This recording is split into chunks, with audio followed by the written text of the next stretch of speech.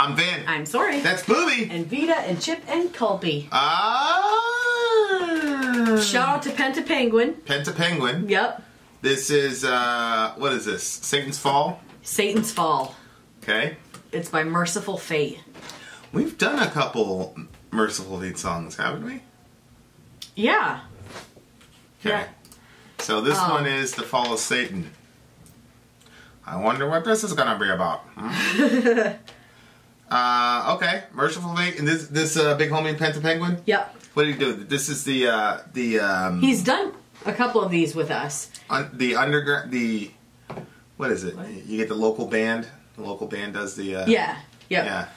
The So if you've got a local band that you want reviewed, it's the $75 tier at Patreon. Yep. That's what's supposed to happen. I think like Gershok is the only band that we've been able to well, no, we've done a couple of one, the Vegan Gains one. Yeah, the Vegan Gains, yeah. All right. Satan's Fall, Mercyful Fate. Yeah, don't forget to check out my channel, My Sori Life. Yep. And our channel, Middle America, Vin and Sori. Okay. And go! Oh. Go.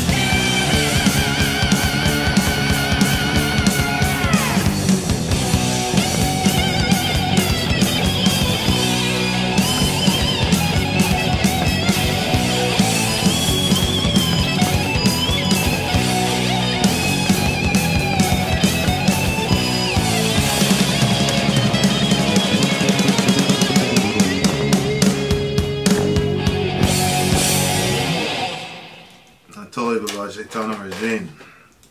Good Lord! Okay. Okay. So we listened to that Emperor song, which was 9 minutes long, but didn't really feel like 9 minutes. I felt all 11 minutes and 26 seconds of this song. You know what it was? What was it? You know how we talk about rhythm changes that melt into each other versus rhythm changes that just happen? Yep.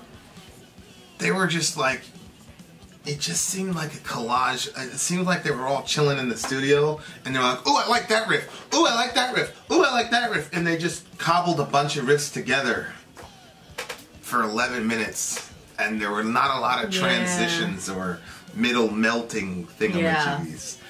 And I like that middle interlude, though. The slow part when it was talking about the lovers and the innocent lovers and stuff. I like that part, and I liked that part was what legit. It sounded like at the 6 minute mark, like over here where. Yeah, you like that stuff. You like that stuff. Yeah, there were like 3 or 4 riffs that I was like, ooh, I really like that. But then it would be gone. But then it would be gone because they wanted to put another riff in there. I was just like, God almighty. When did these people come out? He was trying to do the Halford thing. Well, in the 80s. So Halford had already, made his mark. These guys are around before we were born. But, it's weird. Some, I forgot what it was. Was it a Neo song or a... Oh, Zonia sent us a song that we could do from the 1950s. No shit. Yeah. Okay. Metal? I'm assuming. All right. They're walking by the night. The moon is frozen blue. Long black coats a shelter for the rain. Their load must get through. Now bats are leaving their trees. They're joining the call. 7 satanic hell preachers heading for the hall. Okay, and so what they're carrying is the blood of a newborn. Mm. If they don't do this, it looks like if they don't accomplish this ritual sacrifice, then Satan's going to lose or something. Mm-hmm. Evil messengers with blood-stained wings. That's very insightful because the term angelos, angel, means messenger. Yeah. So when it says evil messengers, it means evil angels. Yeah. And so he gets that the term messenger means angel because it says blood-stained wings. This is like the perennial hysteria. You know how there is all this hysteria about Satan in rock music? Yeah. This is the one right here. Yeah, but the thing is, some of them, feel, legit, spiritually you feel this didn't. Oh, no, this didn't. No, this not at all. Felt like, if 9-year-olds got together to make something. You know what I mean? Well, it didn't. Yes, that's because we've been exposed. The bats are leaving their trees, and you know what I mean? Well, that's because we've been exposed to actual satanic music like Vatane and Behemoth to some degree. Yeah, I'm sorry, Penta. Or the other, what was the other? Gorgoroth. The carving the giant guy. So we've been exposed to actual dark people who are actually in league with Satan. But at the time, okay, let's say you were 11 or 12 and and you would have heard this song and people were saying Satan's call and the blood of a child and all this, you wouldn't have been see, this is in the 80s they had all this hysteria about Satanism in rock music. This would have been the one for sure. But I mean, do you think that you're probably desensitized to evil lyrics because we've listened to Vatane and Behemoth and whatever? So this is kind of you're probably right. This is kind of it seems kind of cartoonish to some degree. Yeah, yeah. But they're talking about evil shit. I mean, craniums high on stakes and Satan's epigraph. Mm-hmm. Something you can't erase. 666. I mean, that's no joke. What's an epigraph? Is that? What is that? Well, the epitaph is what you put on a what do you call it? On the grave, Yeah. Here lies so and so and so and so and so. Yeah. What's the thing called that knows if you're lying? A lie detector test? Yeah. What's that actually called? I forgot. Something graph. But, you know, there is a 666 stuff, but a lot of Christians get triggered by 666. Oh, yeah. You know what I mean? So it seemed like they were just going to be like, let's just mess. It just seems like they were, they were in a studio and they're like, all right, we got 58 riffs here, and let's just trigger a bunch of Christians and boom, here we have Satan's Fall. It just feels like that's what it was to me. Yeah. And I guarantee you a bunch of Christians got triggered over this song. Like, it looks cartoonish to you, but I guarantee you, like, in the 80s, like, this was, like, the song. Like, if your kid got found with a...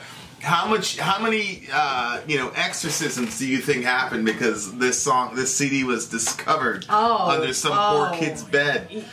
Yeah. The poor bastard, his mom found it out and they brought over the snake-handling Pentecostal minister to come. Speaking of snake handling, it's terrible, but there is this dude. Did I show you that video? Mm-hmm.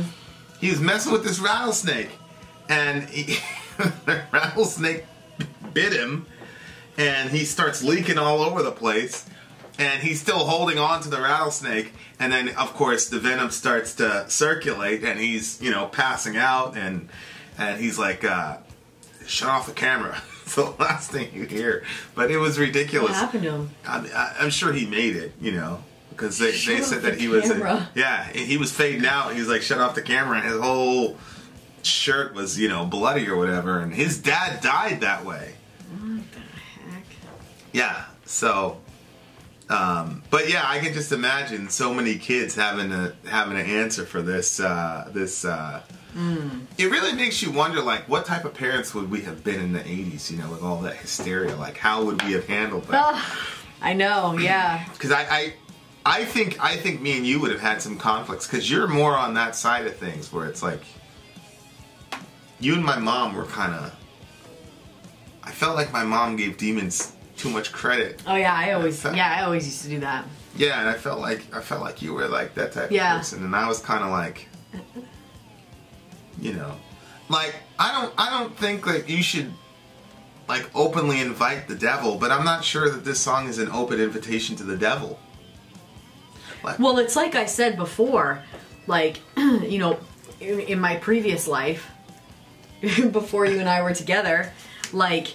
I was very, like, I mean, we were friends, we knew each other, but I was very, like, conscious of, like, what could bring, like, because I don't want any demonic stuff or whatever. Yeah. And then I would have all of those night terror things, like, those, what do they call that? Sleep paralysis and seeing the shadowed figure and stuff. Yeah. And then here we are, right here in this room, you know what I mean? We're listening to like all kinds of this types of music that I would have thought was like, that's gonna bring opening a portal to the devil. Yeah, and I never have those. I never have those now that we're together. So it's just, you never told me your theory about that. You'll tell me later. You say stuff like that during the reviews, and then I forget to ask after, and then I feel like that's part of your plan. Is it? I always have plans. I have 9 plans simultaneously. It's multitasking. So anyway, So yeah, like I'm saying, like it depends on which phase of my life you're getting, because like I wouldn't freak out if back then if I would have found this CD under Dorian's pillow, I would have freaked right out. Right. But now I'd want to know, well, what do you think of it? Like, what is it? Well, yeah, we'd have. You know what I'm saying? Yeah, we'd have a conversation. So it depends on which version of me you're getting, Yeah, the panicked, superstitious, hyper-Pentecostal, Yeah, it's crazy. It was superstitious. Yeah, you couldn't. But superstition was bad. Well, yeah, but it was just. But we were superstitious. Yeah. Oh, Pentecostal, it's spiritual, and I'm not. I'm sure some of our. I'm not mad at you if you're Pentecostal. I mean, that's my heritage. My mom is Pentecostal, but it was just like this. You couldn't say stuff out loud because then the devil could hear, and then I think it was just giving way too much. It was way too much credit, power to the devil. It's like, I feel like the Rockstar song was more demonic than this. Like. Sex, drugs, and rock and roll, and cocaine, and drive-bys. Like that's where devils operate. They don't. A lot of this and stuff. Making it like it's a fun. Yeah, a lot of this stuff is not really. I don't know. It's true, because the behavior that would come from listening to that Rockstar song from the majority of people, it's probably, you know, the majority of people aren't probably going to go out and actually, like, do this. Yeah, the 99.99% of our listenership aren't going to go out there and sacrifice a baby and all this craziness and put heads on stakes and run around in their underwear yelling 666 around a big pyre. What? Where did it say underwear? I don't know, but it's usually, you know, the Bohemian Grove stuff. Have you told me about Bohemian Grove? Yeah, well, you did, yeah. World leaders walking around in their jammies, you know, yelling about, you know, the devil and ruling the world and shit. Like, sometimes... It's so unbelievable that... Sometimes, like, if I was the devil, I'd be like, yo, I'm going to create this, like, stupid ritual, and I bet these idiots are going to go along with it. And then, can you imagine being a devil? Like, yo, look, showing up! They're doing it! Yeah, they are! At Bohemian Grove! I'm serious! They're like, nah, Lucifer, they ain't gonna... Yo, you got these guys to run around in their jammies. Oh, my gosh. But... Yeah. I mean, it was you know, it's an okay song. I don't really have much opinion about the song. You know, I think the only thing that sticks out to me about these guys is like, I feel like it's very hard to write a riff or a good riff that you think is. It's very, very hard because you get stuck being repetitive. Oh. But I'm just looking at these guys, and even though I didn't like all the riffs being cobbled together, I'm just thinking to myself, like, how effortless is this for these guys? Like, it just, oh, I don't know, just do this. Like, it is not easy to do that shit. Yeah. It is really, really difficult, and it just seemed to me that the level of talent that these guys had, and I say it all the time, especially about the 80s musicians. Mm-hmm. The level of talent that those folks had in the 80s, they were just on a different level, and I think that's why sometimes that they wanted to do like songs with all these riffs in them, because they wanted to showcase their talent. You know, honestly, I'm telling you right now, honestly, the riff count in this song for one song is probably 75% of an entire album of a nu metal record. So this one song with all the riffs in it is about 75% of the riffage and the variation that you would in this one song of an entire metal during the record during the nu metal era. Well, that's like, that's real talk. Yeah. So it's like they had the talent. You have to give them points for that. Well, you want to showcase it so that it creates a situation where, oh, we got to do 3 solos in this song and 15 riffs, and the rhythm guy's got to get his props, and it was like that, I'm assuming, in the 80s, where, you know, the guitarists were real, they were their own personal whatever, whereas like with Korn, it's like Head and Monkey. Yeah. Like together, and they, you know, it's the Korn sound. It's not like, you know, you had a Kirk Hammett style, and then you had Dave Mustaine, and there was a war, who's better between, you know, Dave and Kirk and all this. Like, there was nothing like that in nu metal. Right, yeah. Because the guitars were like there to like combine to make a certain type of soundscape, whereas here, it's like you got to deal with individual egos and people wanting this part just to showcase themselves instead of making the song.